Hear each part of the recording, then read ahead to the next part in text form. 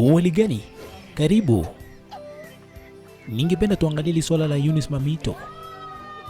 Mchekeshaji huyu amekuwa kivuma hivi karibuni mwezi huu wa Aprili kutokana na video yake fupi, yani skit, aliyoifanya akimwiga kiongozi wa kidini Nabii David Awor. Kumekuwa na mvutano na wafuasi wake.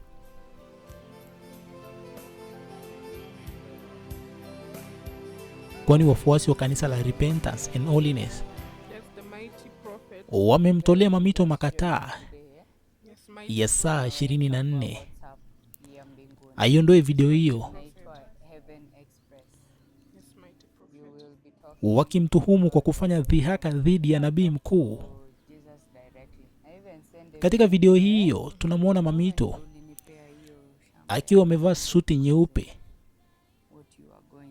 vile vile akiwa na ndevu za kubandikwa,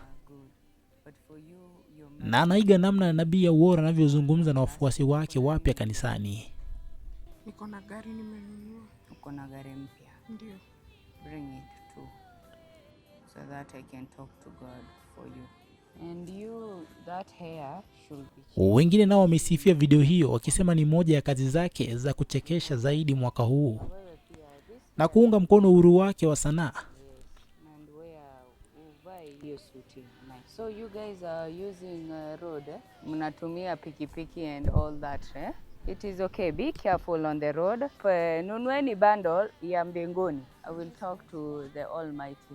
Nao wengine wameikosoa wakidai kuwa imevuka mpaka wa heshima na kwamba mambo ya dini hayapaswi kufanyiwa mzaha. We, kumbe pia kwa Injili bwana kuna mambo.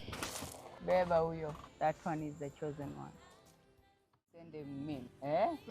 Wewe ndio ulinipea hiyo shamba ya Kamolo because of what you are going through with your marriage. Yes, mighty prophet. That is good. But for you, your marriage to be long lasting, uko na nini ingine? Niko na gari nimenunua. Uko na gari mpya? Ndio.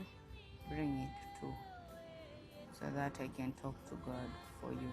And you, that hair should be changed. Hiyo si nywele ya kukua kwa kingdom nayo. You know that, eh? Na wewe pia, this hair should be shaved, eh? Yes. And where uvae hiyo suti. Nice. So you guys are using road, eh? Mnatumia pikipiki and all that, eh? It is okay, be careful on the road.